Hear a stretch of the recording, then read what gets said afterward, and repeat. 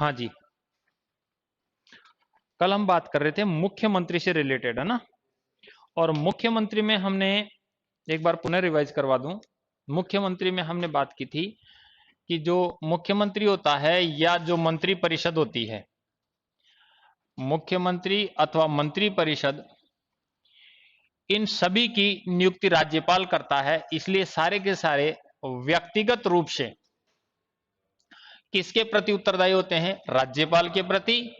और सामूहिक रूप से, सामूहिक रूप से ये किसके प्रति उत्तरदायी होते हैं? तो राज्य की विधानसभा के, राज्य की विधानसभा के प्रति उत्तरदायी होते हैं, उत्तरदायी होते हैं। ये बात किस किस के समझ में नहीं आई थी? दोबारा सुनो। सभी मंत्रियों की नियुक्ति राज्यपाल करता है, गवर्नर ऑफ स्टेट जी का मतलब। सीएम की नियुक्ति भी कौन करता है? राज्यपाल। इसलिए व्यक्तिगत रूप से तो सारे के सारे किसके प्रति उत्तरदायी हो गए? राज्यपाल के प्रति। और सामूहिक रूप से ये विधानसभा के प्रति उत्तरदायी इसलिए होते हैं कि जब तक विधानसभा में बहुमत है तब तक सरकार है, अन्यथा सरकार का कोई मतलब नहीं है। क्लियर हो गया? हमने कुछ आंकड़े भी पढ़े थे कि सरकार बनाने के लिए मुख्यमंत्री को विधानसभा में ही बहुमत सिद्ध करना पड़ेगा, चाहे वह व्यक्ति विधानसभा का सदस्य ना हो, चाहे वह विधान परिषद का सदस्य हो, चाहे विधान परिषद या विधानसभा किसी का भी सदस्य नहीं हो, बाहर का भी हो, तो उसको 6 महीने के भीतर भीतर उस सदन की सदस्यता ग्रहण करनी होगी। दोबारा सुनो कि कोई भी व्यक्ति, यहां पर बात कर रहे हैं मंत्रिपरिषद में सभी प्रकार के मंत्रियों की, भारत का कोई भी व्यक्ति, कोई भी व्यक्ति क्या बन सकता है? राज्य का मुख्यमंत्री बन सकता है या कोई भी मंत्री बन सकता है। कंडीशन यह है कि उसको 6 माह के भीतर, कितने माह के भीतर? 6 माह के भीतर उसको दोनों सदनों में से, चाहे विधानसभा में से या विधान परिषद में से, दोनों सदनों में से, विधान परिषद दोनों सदनों में एक शब्द काम में लिया जाता है, निर्वाचित सदस्य के रूप में सदस्यता ग्रहण करनी पड़ेगी। किस रूप में? निर्वाचित सदस्य के रूप में सदस्यता ग्रहण करनी पड़ेगी। इसका मतलब हो गया कि ये निर्वाचित सदस्य के रूप में सदस्यता ग्रहण करना जरूरी है। और कंडीशन कितने महीने की डाल रखी है? 6 महीने की। जैसे मैं आपको उदाहरण दूं कि अब तक कई बार भारत में केंद्रीय सरकार में भी और राज्य सरकार में वैसा हुआ है। भारत में देखो, उदाहरण से समझाने की कोशिश कर रहा हूं, ये आपके कोर्स में नहीं है, इधर लिख देता हूं। पीवी नरसिम्हा राव, पीवी नरसिम्हा राव, और एक थे एच डी देवगौड़ा, एच डी देवगौड़ा। ये दो ऐसे भारत के प्रधानमंत्री हैं जो संसद के न तो लोकसभा के सदस्य थे, न तो लोकसभा के सदस्य थे और न राज्यसभा के सदस्य थे। यूं कहें कि दोनों सदनों के सदस्य नहीं थे, या यूं शॉर्टकट में कहें कि संसद के सदस्य ही नहीं थे, संसद के सदस्य नहीं थे, उसके बावजूद भी भारत के प्रधानमंत्री पद पर आसीन हो गए। सदन के सदस्य नहीं होते हुए भी, लेकिन कंडीशन क्या लगी हुई है कि 6 महीने के भीतर भीतर इनको दोनों में से किसी भी सदन में निर्वाचित सदस्य के रूप में सदस्यता ग्रहण करनी पड़ेगी। और फिर हुआ ऐसे ही। आपके पीवी नरसिम्हा राव ने तो मध्यावधि चुनाव में लोकसभा के अंदर अपनी सदस्यता ग्रहण करते हुए और अपना 6 महीने के इस कंडीशन को पूरा किया, और एच डी देवगौड़ा ने राज्यसभा में अपनी सदस्यता ग्रहण करते हुए इस कंडीशन को पूरा किया था और अपने पद पर बने रहे थे। अब प्रश्न ये बनता है कि यहां, हाँ पहले थे, फिर हमारे भारत के प्रधानमंत्री भी बने। क्या बने? प्रधानमंत्री बने।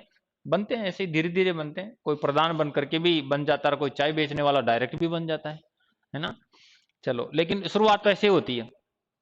अच्छा था। तो एच डी देवगौड़ा और पीवी नरसिम्हा राव ने क्या किया कि 6 महीने के भीतर भीतर निर्वाचित सदस्य के रूप में, वहां एक शब्द निर्वाचित सदस्य के ऊपर फोकस किया और मैंने उसको अंडरलाइन भी किया है। यानी अगला एक सदस्य आता है मनोनीत, मनोनीत सदस्य, मनोनीत सदस्य के रूप में नहीं होना चाहिए। इसका मतलब मान लो कि कोई राष्ट्रपति से अपनी सेटिंग रखता है, सेटिंग शब्द अच्छा काम में नहीं लिया, ऐसी टोनिंग रखता है, अपनी लाइजनिंग रखता है, अपनी पहचान रखता है। देखो कितना अच्छा शब्द आए हैं।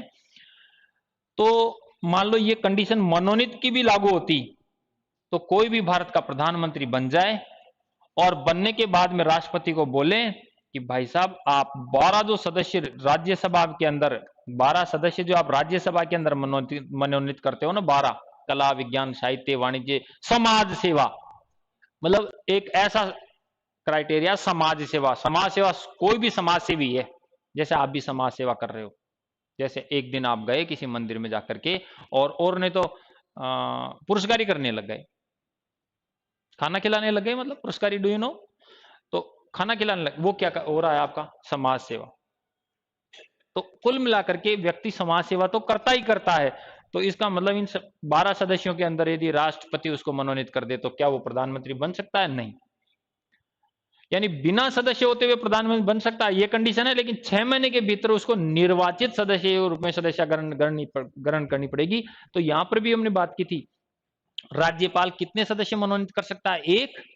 और विधान परिषद में कुल सदस्य संख्या का 1/6 राज्यपाल मनोनीत करता है। तो 1 सदस्य तो यहां पर और 1/6 सदस्य, कुल सदस्य संख्या का 1/6 राज्यपाल करता है। तो वो नहीं होने चाहिए, बल्कि क्या होने चाहिए? निर्वाचित सदस्य के रूप में सदस्यता ग्रहण करे। तो ऐसी स्थिति में क्या हो सकता है कि वह जिस पद पर वह नियुक्त हुआ है, चाहे वो मुख्यमंत्री पद पर या किसी मंत्री पद पर, तो हम क्या कहेंगे कि वो बना रह सकता है। मैं एक दिन उदाहरण दे रहा था, और उदाहरण ये था 2000 हमारे 13 वाले जो चुनाव थे, उन 13 वाले चुनाव में मैं राजेंद्र राठौड़ के चुनाव में गया था। कहाँ पर? चूरू में। चूरू प्रॉपर से मंडेलिया जी वहाँ के अपोजिट थे। तो वो उस समय ऐसे हुआ था कि 199 सीटों पर राजस्थान में चुनाव हो गए थे, और एक सीट वहां कोई प्रत्याशी था, वो मर गया था, इस कारण से नहीं हो पाया था आम चुनाव में। तो थोड़े दिनों बाद में हुई थी, तब तक बीजेपी की सरकार बन चुकी थी, बीजेपी की राजस्थान में सरकार बन चुकी थी। तो वहां राजेंद्र राठौड़ को गांव में आज भी है ना, शॉर्टकट में राजेंद्र जी को राजू ही बोलते हैं। तो नारे कैसे लगा रहे थे उनके चुनाव प्रचारों में वहां की पब्लिक, हम तो बस केवल दर्शकों में थे, या मतलब माहौल बनाने में थे। तो वो ऐसे कर रहे थे, राजू भाई लक्की और लाल बत्ती पक्की, राजू भाई लक्की और लाल बत्ती पक्की। देखना, अब उस समय मेरी इंटेंशन वो थोड़ी थी भाई नारा कितना अच्छा है, नहीं, मेरा तो यह था कि इसमें राजू भाई को लाल बत्ती कैसे मिलेगी, अभी तो चुनाव नहीं लड़ा। अब चुनाव में पता नहीं हारेगा कि जीतेगा, वो बाद की बात है। लेकिन मुझे ये कंडीशन याद थी कि भारत में कोई भी व्यक्ति केंद्र का अथवा राज्य का मुख्यमंत्री बन सकता है और मंत्री भी बन सकता है। तो वसुंधरा राजे सरकार चाहती उस समय, तो इनको बिना चुनाव जीते ही, बिना चुनाव लड़े ही मंत्री पद दे सकती थी। हालांकि बनने के बाद में इनको चिकित्सा मंत्री बनाया, यह तो सही है, लेकिन उससे पहले भी बना सकती थी। तो मैं उस समय कंडीशन सोच रहा, लाल बत्ती पक्की नहीं, मैडम चाहे तो इनको पहले भी लाल बत्ती दे सकती है। अब तो लाल बत्तियां समाप्त कर दी, तो मंत्री बन सकते थे। यानी कोई भी व्यक्ति बिना चुनाव लड़े, उम्र 25 साल पूर्ण हो जानी चाहिए, बन सकता है। तो मंत्री बनने के लिए तो भाई साहब से आपकी अच्छी लाइजनिंग होनी चाहिए, और मुख्यमंत्री बनने के लिए आप विधानसभा में बहुमत सिद्ध कर सको, ये होना चाहिए। जैसे मैंने एक दिन उदाहरण और दिया था, आपको रिमाइंड करवा देता हूं।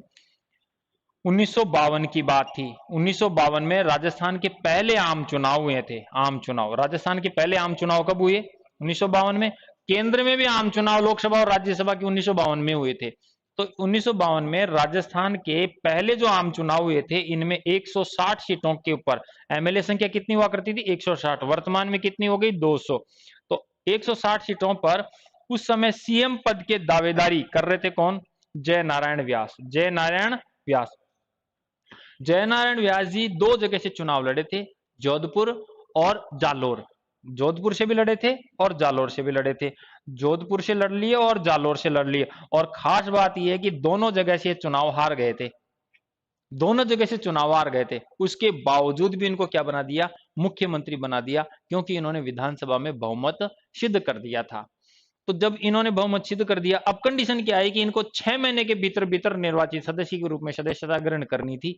तो इन्होंने फिर किशनगढ़ से मध्यावधि चुनाव लड़ा, और चुनाव लड़ करके इन्होंने अपनी सीट को सुनिश्चित किया, निर्वाचित सदस्य के रूप में आ गए, और अपने क्या बन गए? ये जयनारायण व्यास जी निर्वाचित मुख्यमंत्री बन गए। अब आप ये कहेंगे कि मुख्यमंत्री तो निर्वाचित होता ही नहीं है, मुख्यमंत्री तो नियुक्त होता है राज्यपाल के द्वारा। इसका आप में से कोई जवाब दें तो मैं मानूं कि हाँ पढ़ रहे हो आप। मैंने यहां कहा कि जयनारायण व्यास जी जो थे ये हमारे पहले तो मनोनीत हो गए, पहले तो क्या हो गए, मनोनीत हो गए, और उसके बाद में क्या हो गए, निर्वाचित, चुनाव लड़के आ गए, निर्वाचित मुख्यमंत्री बन गए। जबकि मैं तो कंडीशन ये बता रहा हूं कि मुख्यमंत्री या मंत्री मनोनीत या निर्वाचित होते नहीं है, ये तो नियुक्त होते हैं, होते ही नियुक्त है। भारत का प्रधानमंत्री भी राष्ट्रपति के द्वारा नियुक्त किया जाता है, केंद्रीय मंत्री भी प्रधानमंत्री की सलाह से राष्ट्रपति के द्वारा नियुक्त किए जाते हैं, राज्य का कोई भी मंत्री या मुख्यमंत्री राज्यपाल के द्वारा नियुक्त होता है। तो यहां पर ये निर्वाचित क्यों हुए, इसका जवाब दो। वेरी गुड, यही मैं कहना चाह रहा था, इसी बात को मैं यहां स्पष्ट कर रहा था कि राजस्थान का 1 नवंबर 1956 को 1 नवंबर 1956 को राजस्थान का एकीकरण पूर्ण हुआ। एकीकरण पूर्ण कब हुआ राजस्थान का, 1 नवंबर। जब एकीकरण एक पूर्ण हुआ उस समय हमारे राजस्थान में राज्यपाल का पद सृजित हुआ। आपसे पूछा जा सकता है राज्यपाल का पद सृजित कब हुआ, तो सृजित हुआ कौन से वर्ष हुआ, 1956, 1 नवंबर को। और उस समय राजस्थान का गुरुमुख निहाल सिंह, कौन, गुरुमुख निहाल सिंह, गुरुमुख निहाल सिंह को राजस्थान का प्रथम राज्यपाल बनाया गया। तो 1 नवंबर 1956 के बाद में जितने भी राजस्थान के मुख्यमंत्री बने हैं या मंत्री बने हैं वो नियुक्त हुए हैं, और उससे पहले जो भी हो चुके, चाहे वो मनोनीत हो गया हो चाहे निर्वाचित हो गया हो, जो ऐसा मतलब कहते हैं ना कि धूल में लठ लगाना, कई बार हमें पता नहीं रहता है कि आंसर क्या होगा, तो 4 में यदि नेगेटिव मार्किंग नहीं है तो ऐसे लगाते हैं साहब, ये बजरंग बली हो गए, ये भैरव जी हो गए, ये पपलाज माता हो गई, ये करनी माता हो गई, लगा दो ये जो है अभी जो आपको अच्छा लग रहा है। नेगेटिव मार्किंग नहीं होता, और नेगेटिव मार्किंग होती है तो बड़ा विचार करना पड़ता है। ऐसा सर्प हो गया ये तो कि है ना, छोड़ दे तो भी खा गया और नहीं छोड़े तो भी खा गया, तो बड़े सावधानी से उसको हैंडल करना पड़ता है। तो जस्ट मेरा ये कहना है कि मुख्यमंत्री राज्य का नियुक्त होता है राज्यपाल के द्वारा, परंतु ये परंपरा कब से विकसित हुई है, 1 नवंबर 1956 के बाद से। तो बाद का मतलब फिर अगले चुनाव 57 में हुए, तो अगले चुनाव 57 में जब हुए तब जो हमारे मुख्यमंत्री बने वो क्या बने, नियुक्त बने। उससे पहले क्या बन रहे थे, मनोनीत और निर्वाचित। ये बात क्लियर है। और ये भी मैंने आपको बता रखा है कि पहले मनोनीत राजस्थान के मुख्यमंत्री कौन है और राजस्थान के पहले निर्वाचित मुख्यमंत्री कौन है, ये भी आपको याद होना चाहिए फर्स्ट। तो यहां पर हीरालाल शास्त्री, हीरालाल शास्त्री, हीरालाल शास्त्री राजस्थान के पहले मनोनीत मुख्यमंत्री हैं। एकीकरण के दौरान पहले तो प्रधानमंत्री पद हुआ करता था, चौथे चरण तक, तो 5वें चरण में इस प्रधानमंत्री पद का नाम चेंज करके राजस्थान में मुख्यमंत्री पद किया। संवैधानिक आधार पर बात नहीं कर रहा, यहाँ ऐसे था, यहाँ राज प्रमुख, महाराज प्रमुख, उपराज प्रमुख, इस प्रकार के पद चल रहे थे उस समय। पता है आप लोगों को एकीकरण में, पढ़ा नहीं है ना आपने, एकीकरण नहीं पढ़ा तभी तो आप ऐसे गर्दन ही ला रहे हो, नहीं तो अब तक आपके समझ में आ जाता। उस समय राजाओं को खुश करने के लिए कि राज प्रमुख, कोटा के भीम सिंह जी नाराज हो गए तो उपराज प्रमुख, उधर उदयपुर के भोपाल सिंह जी नाराज हो गए कि महाराज प्रमुख, ये लो साहब। अब राज प्रमुख, उपराज प्रमुख तो चल गया, लेकिन अब इनको क्या बनाए, तो कि इनको महाराज प्रमुख, तो ऐसे पद थे। तो राज प्रमुख का पद समाप्त करते हुए राज्यपाल का पद सृजित किया था। इसलिए बोला है मैंने ये बातें, हंसाने के लिए नहीं। आपसे पूछा जा सकता है कि राज्यपाल जो पद था राजस्थान के अंदर, जिसमें गुरुमुख निहाल सिंह जी जो बने थे 1956 में, इससे पहले ये पद किस नाम से जाना जाता था, तो ये राज प्रमुख के नाम से जाना जाता था। जयपुर के मान सिंह जी उसके राज प्रमुख पद पर थे। जयपुर के कौन थे, मान सिंह जी राज प्रमुख पद पर थे। और याद रखना, राज प्रमुख पद को समाप्त 1 नवंबर 1956 को कर दिया और उसके स्थापन राज्यपाल का पद सृजित हो गया। पहले राज्यपाल हमारे गुरुमुख निहाल सिंह जी को बना दिए गए। जयपुर को राजधानी बनाने का श्रेय हमारे मान सिंह जी को ही जाता है, क्योंकि जब जयपुर को राजधानी नहीं बनाया जा रहा था, यानी राजधानी को लेकर के कशमकश चल रहा था, उदयपुर वाले बोल रहे थे कि हमें बना दिया जाए, जोधपुर वाले बोल रहे थे हमें बना दिया जाए, और सामरिक दृष्टि से और प्रशासनिक दृष्टि से बात करें तो अजमेर परफेक्ट बैठ रहा था। राजस्थान की राजधानी यदि जयपुर नहीं होती ना, तो परफेक्ट कौन सा जिला बैठ रहा था, वो बैठ रहा था अजमेर। आपने नाम सुना होगा 1857 की क्रांति। 1857 की क्रांति में अंग्रेजों का जो जमावड़ा हुआ करता था वो कहाँ हुआ करता था? हमारा अजमेर में हुआ करता था, है ना। अजमेर मेरवाड़ा प्राचीन समय से हमारा चीफ कमिश्नरी क्षेत्र हुआ करते थे। तो अजमेर हमारा बहुत अच्छा मतलब राजधानी के लिए सुटेबल जिला था। लेकिन हमारे मान सिंह जी ने कहा कि यहाँ जितने भी, जैसे सवाई मानसिंह टाउन हॉल है, उस सवाई मानसिंह टाउन हॉल की चाबियां पकड़ा दी थी। आपको पता होना चाहिए, राजस्थान के अंदर जब राजधानी जयपुर बनाई तो मान सिंह जी ने कहा कि ये चाबियां पकड़ो, ये महल आपको सरकार को मैं डोनेट करता हूँ। और इतने बड़े महल, आप हवा महल से आगे चलोगे ना तो बड़ी बड़ी बिल्डिंगे हैं, जलेबी चौक तक। जलेबी चौक है ना उधर, फिर गोविंद देव जी आ जाते हैं आगे। तो जलेबी चौक तक का जो ये क्षेत्र था, बड़ा बड़े बड़े भवन वो उन्होंने दे दिया। और आपको पता है मानसिंह जो टाउन हॉल है ना, इसमें 2001 तक राजस्थान की विधानसभा वहीं चली थी। राजस्थान की विधानसभा कहाँ चलती थी? वही बड़ी चौपड़ से आगे सवाई मानसिंह टाउन हॉल में चलती थी। 2001 में राजस्थान का वर्तमान जो ये विधानसभा भवन है, ये जो आपका ज्योति नगर में, कौन सी जगह बोलेंगे, ज्योति नगरी है, लालकोटी पर ज्योति नगरी तो है। तो यहां पर बना है। तो 2001 में इसलिए उदाहरण दे रहा हूं ताकि आपको यह पता रहे कि पहले राज प्रमुख तो राज्यपाल में तब्दील हुआ। राजस्थान की राजधानी जयपुर बनी, और जयपुर में जो हमारी विधानसभा कहां चल रही थी? तो जयपुर में विधानसभा सवाई मानसिंह टाउन हॉल में चल रही थी। कब तक चल रही थी? 2001 तक। 2001 से कहां पर संचालित हो रही है? तो हमारे नवीनतम भवन में चल रही है। और अब ये तो नया बना हुआ है, तो ये तो अभी तो चलेगी, बाकी कोई विचार करने की आवश्यकता नहीं है। केंद्र में, संसद में हो सकता है कि वहां संख्या बढ़ाई जा रही है, तो संख्या बढ़ाई जा रही है तो हो सकता है वहां पर और कुछ विचार किया जा सकता है, क्योंकि लोकसभा सदस्य संख्या बढ़ाई जा सकती है। अभी कल के पेपर में थी, लोकसभा सदस्य संख्या बढ़ाई जा सकती है, क्यों बढ़ाई जा सकती है? तो मैं आपको बताऊं कि हमारे संविधान में 84वां नंबर का संविधान संशोधन हुआ था 2001 में। 84वां नंबर का, 84वां, है ना, 84। उस 84वां नंबर का संविधान संशोधन में यहां इधर लिख देता हूं ताकि आपके दोनों जगह काम आएगा। इस 84वां नंबर का संविधान संशोधन 2001 में प्रावधान किया गया है कि भारत में जितने भी एमपी और एमएलए है ना, इनकी संख्या का निर्धारण 1971 की जनगणना को आधार मान करके किया गया है ना।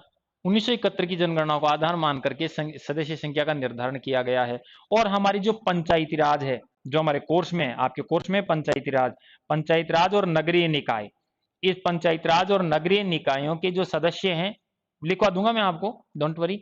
इन पंचायती राज और नगरीय निकायों के सदस्यों का जो निर्धारण किया गया है वो 1991 की जनगणना को आधार मान करके किया गया है। ये आपको ज्ञात होना चाहिए। पुराने अभी भी आंकड़े चल रहे हैं और इन्हीं को आधार मान रहा है।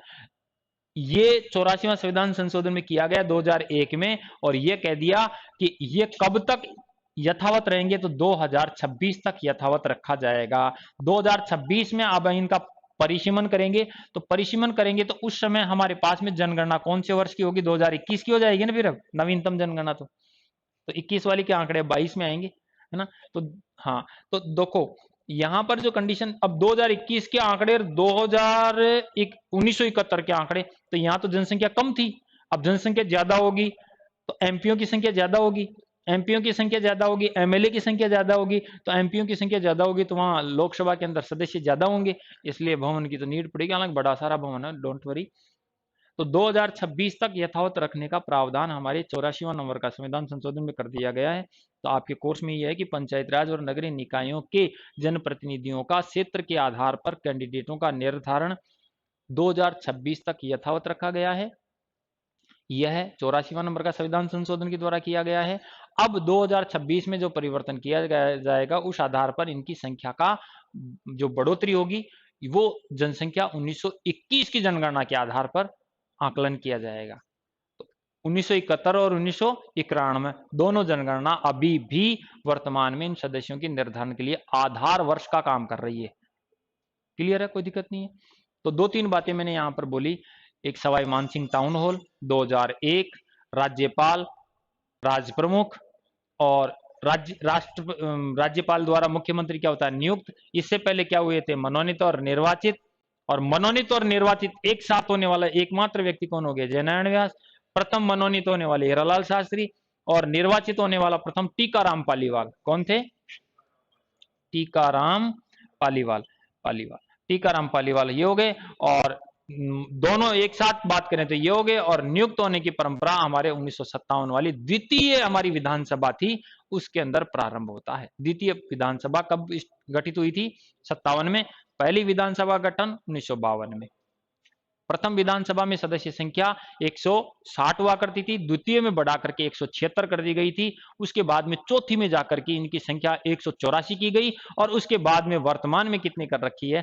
200 कर रखी है। और 2026 के बाद में यदि हमारी कब होंगे? 23 के बाद में कब हो जाएंगे? 23 और 29, 23 और 5 28।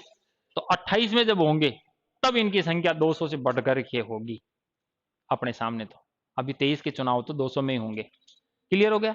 लिख लें। आपके समझ में तो आ रहा है ना? आप हाथ तो भर रहे हो, लेकिन ऐसा लग रहा है मुझे कहीं समझ में नहीं आया तो पूछ लेना मेरे से, है ना? लिखिए, राज्य का कोई भी व्यक्ति, टॉपिक वही चल रहा है जो मुख्यमंत्री और मंत्री परिषद हेडिंग जो अपनी है। आप दो लोग नए हो तो आपकी समझ में तो आ गई नहीं? मुख्यमंत्री और मंत्री परिषद ही चल रहा है, बस उसको आगे बढ़ाया मैंने क्या क्या पढ़ा दिया मैं आपको जानकारी दे दूं। मुख्यमंत्री की नियुक्ति की जाती है, जिसको रिपीट कर दिया। अन्य मंत्रियों की नियुक्ति मुख्यमंत्री के परामर्श से कौन करेगा? राज्यपाल करेगा, तो नियुक्ति होती है उसकी भी। और मैंने क्या पढ़ा दिया कि 25 साल वाला राज्य का मुख्यमंत्री बन सकता है या कोई मंत्री बन सकता है। और मैंने ये भी पढ़ा रखा है कि मंत्री या मुख्यमंत्री दोनों में से किसी भी सदन का बन सकता है। हमारे राजस्थान में केवल विधानसभा ही है, विधान परिषद नहीं है। विधान परिषद जो है, इस विधानसभा सदस्यों के द्वारा ही विधान परिषद का गठन किया जाता है। इस गठन के लिए एक फिक्स फॉर्मेट है कि इसके जो जनप्रतिनिधि वो अप्रत्यक्ष चुने जाते हैं, इसके डायरेक्ट जनता द्वारा प्रत्यक्ष चुने जाते हैं। इसमें चुनाव लड़ने की उम्र 25 वर्ष निर्धारित की गई है, इसमें चुनाव लड़ने की आयु 30 वर्ष निर्धारित की। इनका जनप्रतिनिधियों का कार्यकाल 5 वर्ष रखा गया है, इनका जनप्रतिनिधियों का कार्यकाल 30 वर्ष रखा गया है। ये हमारा अस्थायी सदन है।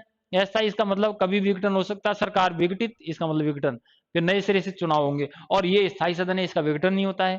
वरिष्ठ लोगों का सदन हो गया, स्थायी सदन हो गया, उच्च सदन हो गया, ये निम्न सदन हो गया, अस्थायी सदन हो गया, जनता द्वारा प्रत्यक्ष चुने जाने वाला सदन हो गया। ये बात हमने अब तक पढ़ी है ना? और उसी को आगे बढ़ा रहे हैं, मुख्यमंत्री को लेकर बात कर रहे थे। ये थोड़ा सा कार्यकाल, हाँ नहीं, इसका टीकाराम पालीवाल जी का थोड़ी सी दिन रहा, इतने में फिर ये वापिस ही आ गए। इनका वजूद था। जननारायण व्यास जी है ना, बहुत मतलब इंटेलिजेंट आदमी थे। इनको लक्कड़ का कक्कड़ या धुन का धनी के नाम से पुकार, धुन का धनी। अब धुन का धन के आदमी कैसा चलता होगा सोच लो। जो सोच ले, जो ठान ले, वो वही होगा। जैसे सिकंदर ने सोचा कि मैं तो पूरे विश्व को जीत के रहूंगा। अब ये सोच है ना, एक होती है आकांक्षा, एक होती है महत्वाकांक्षा। अभी आप आकांक्षी हो कि मुझे नौकरी चाहिए बस, तो नौकरी छोटी सी आकांक्षा है, छोटी सी आपकी मंजिल है, यहां तक पहुंचा जा सकता है। एक महत्वाकांक्षा कि मैं तो भारत का प्रधानमंत्री बनूंगा, ये होगी महत्वाकांक्षा। तो महत्वाकांक्षा को पूरी करने के लिए संपूर्ण न्योछावर करना पड़ता है।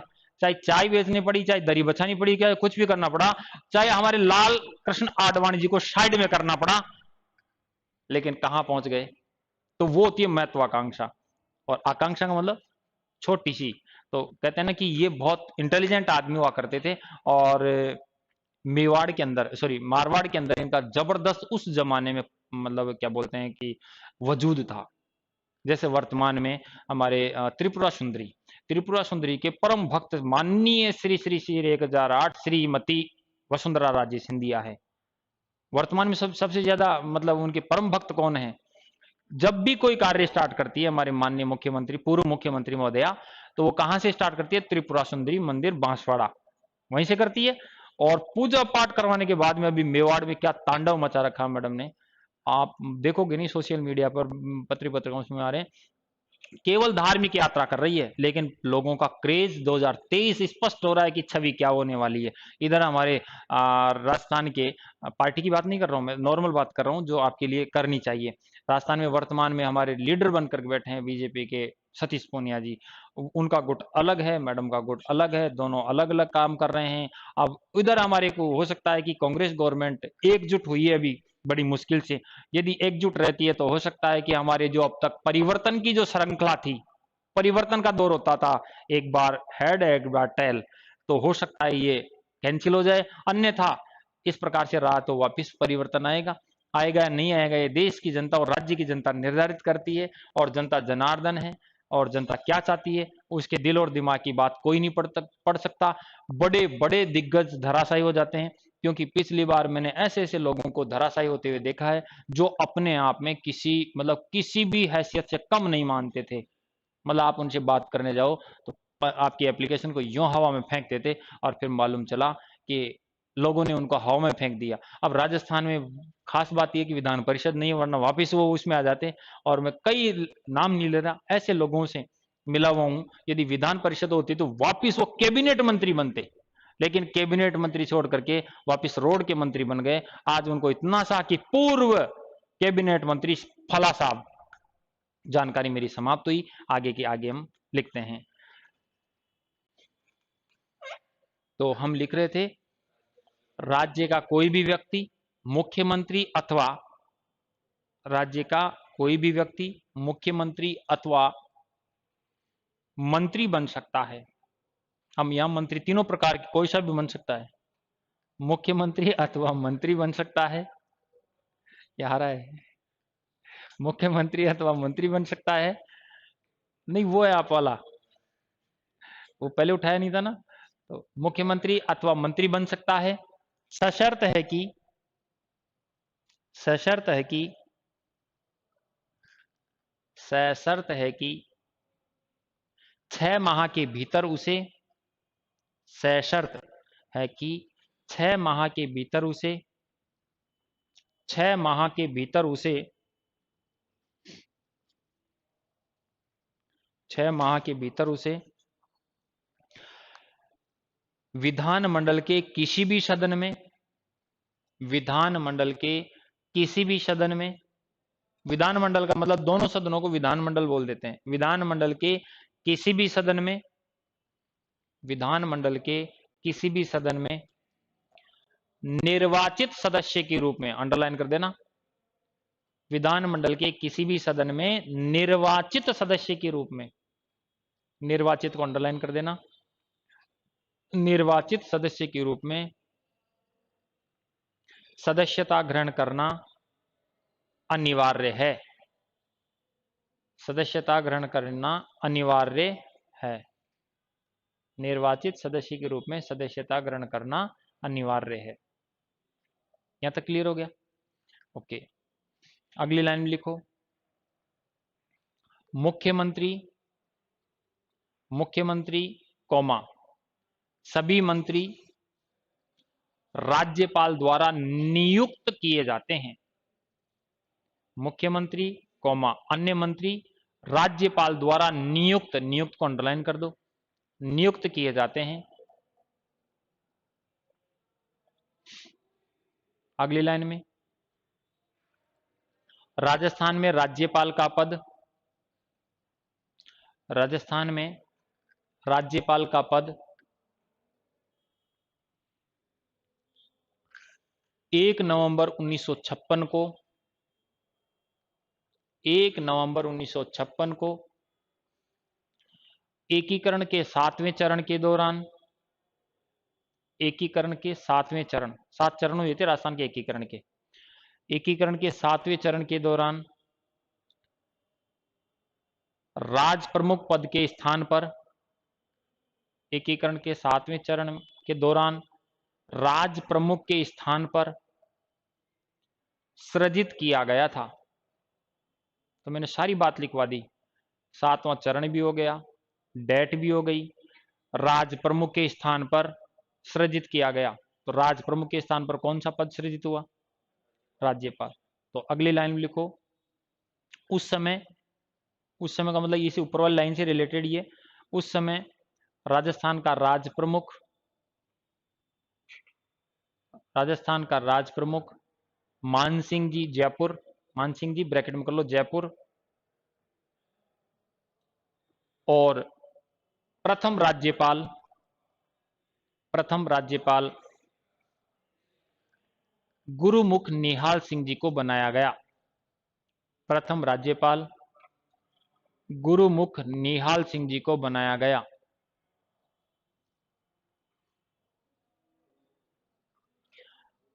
गुरुमुख निहाल सिंह, ऊपर लिखा हुआ है सरदार जी थे, गुरुमुख निहाल सिंह जी को बनाया गया।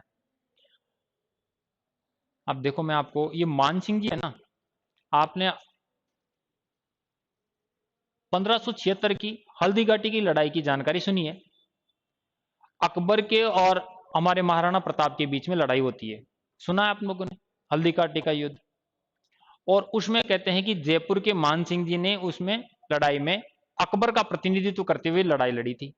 तो ये वही मान सिंह जी हैं या दूसरे हैं? तो 1576 वाले तो अभी क्या करते है ना, 1 नवंबर 1956 तक क्या करते? तो याद रखना, यहाँ पर मान सिंह, राज सिंह, जय सिंह, सवाई जय सिंह, ऐसे इस प्रकार से राजा बने। तो ये जो लास्ट वाले थे ये भी प्रभावी थे, प्रभावी व्यक्तित्व वाले थे। वो जो पहले वाले थे जिन्होंने महाराणा प्रताप को घुटने टेकने के लिए मजबूर कर दिया था, या यूं कहें कि उनके मर्दाना जो हाथी था, उनके हाथी का नाम क्या था? मर्दाना। और उनके घोड़े का नाम क्या था? चेतक, है ना। ऐसे तो लड़ते थे, इनके नाम था। महाराणा प्रताप के भी हाथी का नाम हुआ करता था राम प्रसाद। महाराणा प्रताप के हाथी का नाम क्या था? राम प्रसाद। गलती से राम प्रसाद को ना मान सिंह जी अपने मर्दाना हाथी के दम पर यहां से बंदी बनाकर ले गए। बंदी का मतलब यहां से ले गए और वहां ले जाकर के और दिल्ली में रखा।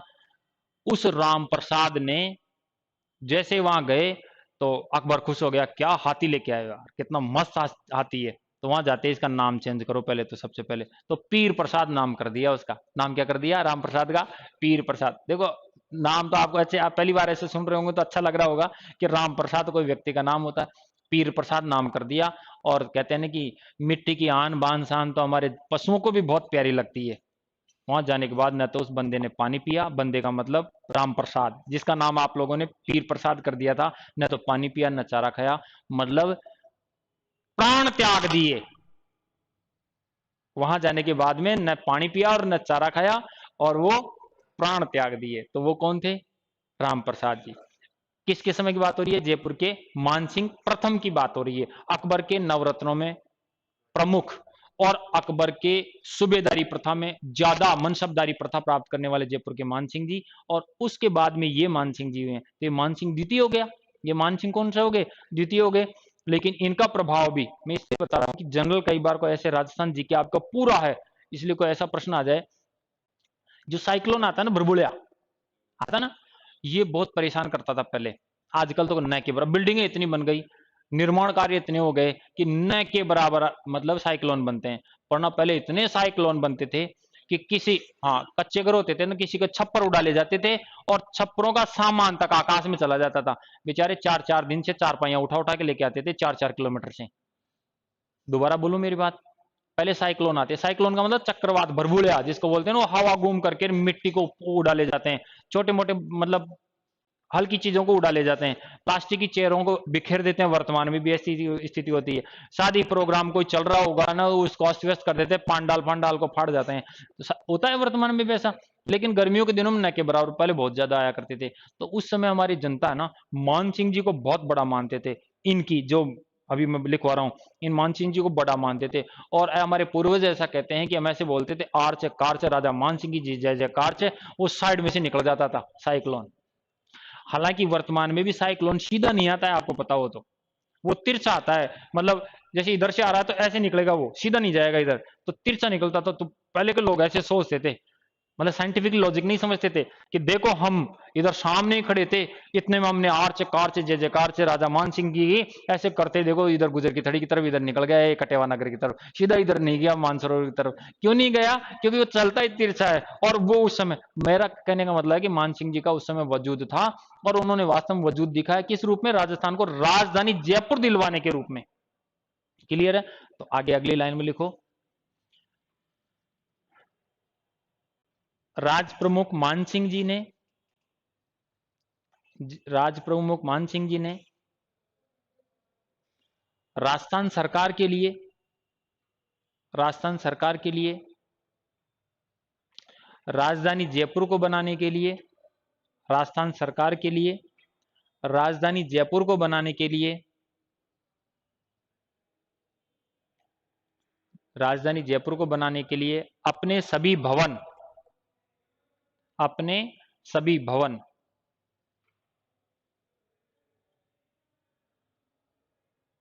खोल दिए थे, ऑब्लिक दान कर दिए थे।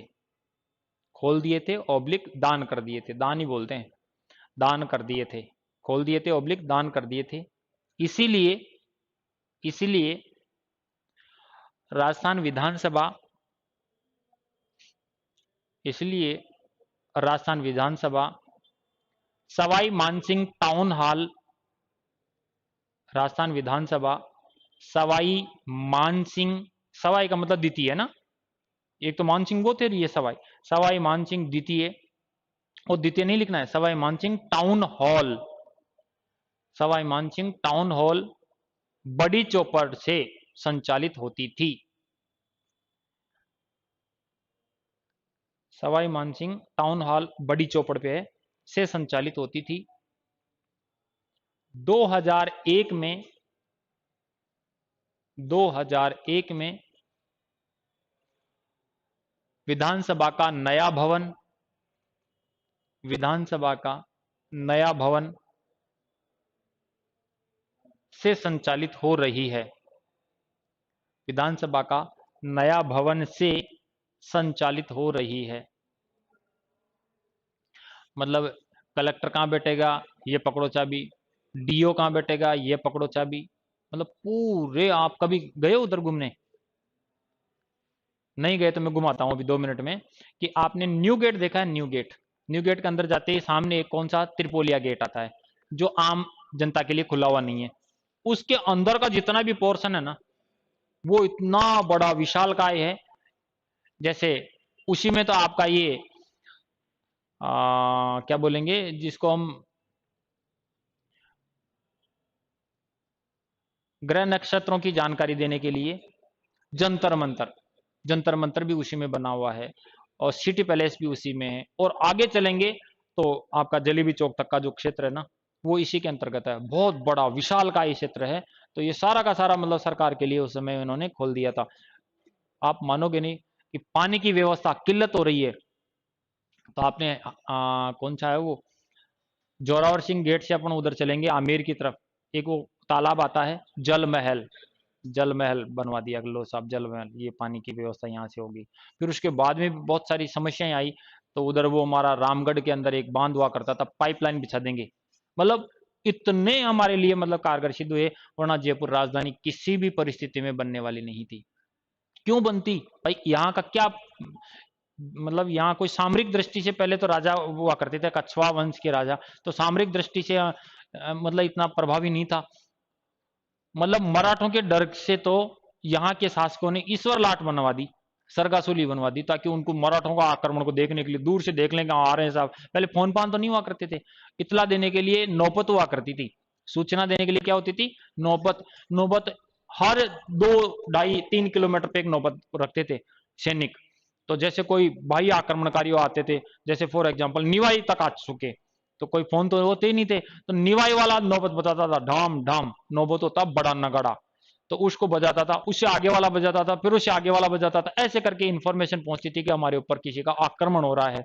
और फिर घोड़े वाले जो सैनिक होते थे, वो धीरे धीरे करके आके इंफॉर्मेशन देते थे, क्योंकि उसकी आवाज तो जल्दी पहुंच जाती थी, ताकि अवेयर हो जाते थे। तो इस प्रकार की पहले परंपराएं हुआ करती थी।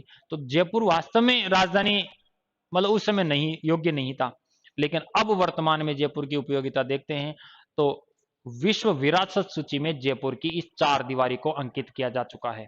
विश्व विरासत सूची में, वर्ल्ड हेरिटेज साइट के अंदर हमारी इस जयपुर को दर्ज किया जा चुका है। आपको पता है इस विरासत सूची में जयपुर की जो प्राचीर है ना, इस प्राचीर को लिया गया है। आपको पता है इस प्राचीर के 7 दरवाजे हैं। प्राचीर के कितने दरवाजे हैं? 7 दरवाजे हैं। नाम तो याद है क्या? नहीं है? चलो मैं बता देता हूं, जयपुर में बैठे हो इसलिए बता देता हूं। ये इधर वाला कोर्स में नहीं है आपके ना, ये जो मैं सारे बोल रहा हूं ये सारे कोर्स में है आपके। तो विश्व विरासत सूची में जयपुर की इस प्राचीर को लिया गया है, और ये इस प्रकार से ये हमारा परकोटा है ना, ये परकोटा है। इसमें कितने बताए मैंने? 7 दरवाजे। देखो पूर्व, ये पूर्व होती है ना, ये पूर्व, ये पश्चिम, ये उत्तर, सॉरी उत्तर, ये उत्तर, ये दक्षिण, ऐसे है, ऐसे ही तो है जयपुर। पूर्व में सूरज उगता है, सूर्य उदय सूर्य पूर्व में होता है ना, इसलिए सूरज पोल। याद करा दूंगा यहीं कहीं, कोई दिक्कत वाली बात नहीं है। फिर सूरज पोल हो गया। पश्चिम में यहां पर क्या है, एक मंदिर बना हुआ है, पश्चिम में यहां पर एक मंदिर बना हुआ है हनुमान जी का, बहुत शानदार। कौन सा? चांद पोल के अंदर एक भजन भी चलता है, चांद पोल हनुमान जी, है ना, चांद पोल हनुमान जी। इसका क्या हो गया? चांद पोल। इधर सूरज जी, इधर चांद जी। शाम के टाइम चांद इधर से दिखता है, शुरुआत इधर से होती है ना, तो चांद पोल, चांद पोल, चांद पोल आ गया, क्लियर हो गया। अच्छा, इधर जो है, आप, आपकी शादी हो रखी है? नहीं हुई तो आपकी शादी में बैठे होगे फेरों में, जहां वो पंडित जी बोलते हैं, तो उस समय शादी होने के बाद में दूल्हा और दुल्हन को कहते हैं कि आप तारे के दर्शन कर लो साहब। वो होता है ध्रुव तारा होता है। कौन सा तारा होता है? ध्रुव तारा। उसके दर्शन करवाए जाते हैं। वो किस दिशा में होता है? उत्तर में होता है। तो ध्रुव तारे के जो दर्शन करवाए जाते हैं, इसलिए इसका नाम ध्रुव गेट रखा था, ध्रुव पोल, ध्रुव पोल। लेकिन फिर बाद में प्रचलन में इसका जो प्रचलित नाम है वो हो गया, क्या बोलते हैं इसको वर्तमान में? जोरावर सिंह बोला तो था अभी, अभी वर्तमान में क्या बोलते हैं? जोरावर सिंह गेट। इसको जोरावर सिंह प्रचलित नाम है, वरना इसका प्राचीन नाम तो क्या है? ध्रुव पोल है। तो देखो, सूरज पोल, चांद पोल और ध्रुव पोल, तीन तो याद हो गए। और ये क्रम से आपको याद करने हैं। देखो, यहां से घाट गेट, फिर सांगानेरी गेट, न्यू गेट और अजमेरी गेट। तो देखो ये हो गया, मैं लिख ही देता हूं, घाट गेट और सांगानेरी गेट, न्यू गेट, और ये कौन सा है आपका? कौन सा? अजमेरी गेट, अजमेरी गेट, है ना। तो एक बार मैं वापस रिमाइंड करवा दूं, तो ये जो चार दीवारी है ना, इस चार दीवारी को वर्ल्ड हेरिटेज साइट के अंदर विश्व विरासत सूची में जोड़ा जा चुका है ना। तो ये, अब तो इसकी उपयोगिता समझ में आ रही है कि उस जमाने में क्या क्या था। इसके अंदर आप क्या क्या लेंगे? इस चार दीवारी के अंदर सरगासुली भी है, हवा महल भी है, हमारे जंतर मंतर भी है, मतलब जितने भी हमारे प्राचीन जो है ना, वो सारे इसी में है। और अब SMS stadium, SMS medical college, SMS medical college, SMS hospital, ये सारे उस जमाने के बने हुए हैं। हाँ,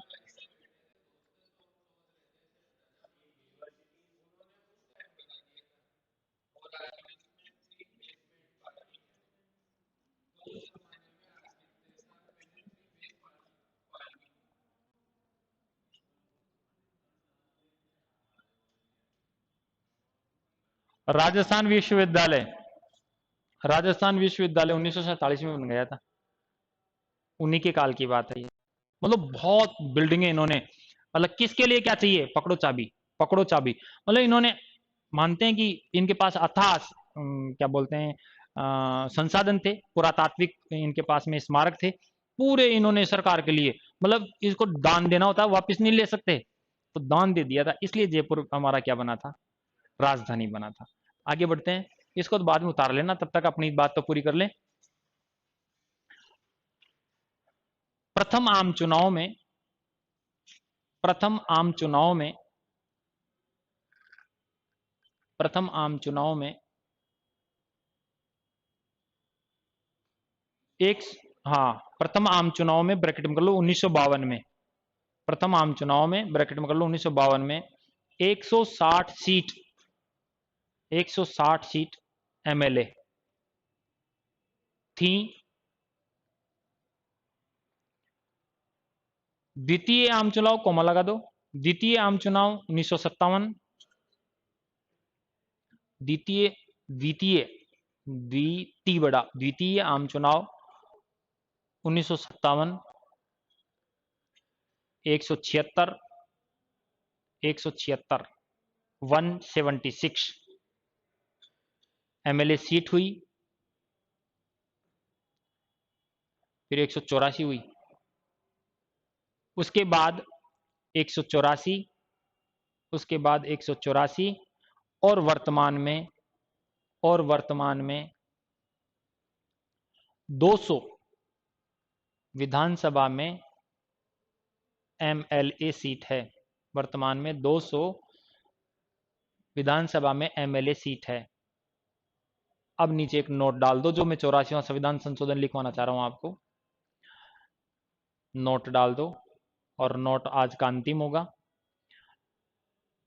84वां संविधान संशोधन 84वां संविधान संशोधन 2001 द्वारा 84वां संविधान संशोधन 2001 द्वारा एमपी एवं एमएलए, एमपी में तो सांसद आ गए, एमएलए में सारे सारे विधायक आ गए, है ना। 84वां संविधान संशोधन 2001 में एमपी एवं एमएलए की संख्या का निर्धारण का आधार 1971 की जनगणना 1971 की जनगणना ही रहेगी। 1971 की जनगणना ही रहेगी और परिसीमन 2026 में किया जाएगा। परिसीमन का मतलब सीटों का बंटवारा, और परिसीमन री छोटा सी बड़ा, परिसीमन 2026 में किया जाएगा, या यूं कह सकता हूं मैं डायरेक्ट 2026 तक यथावत रहेगी। बात क्लियर है। साथ ही पंचायत राज और नगरीय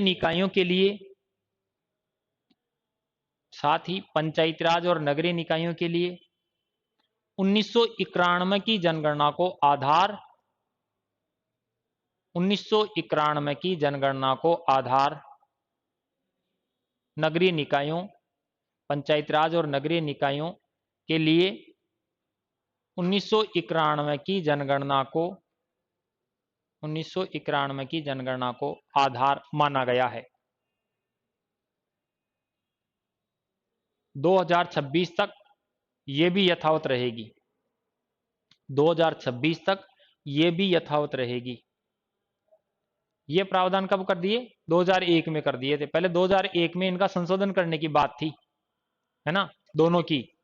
इसका 91 उठाते और उसका 71 वाला उठाते, 2001 की जनगणना आधार लेते। लेकिन 2001 में संसद ने संविधान संशोधन कर दिया 84वां, और 84वां में कर दिया कि 2026 तक डोंट टच। बात क्लियर हो गई। और अब ये आप उतार लो। आगे की क्लास आपकी साइंस की होती है ना,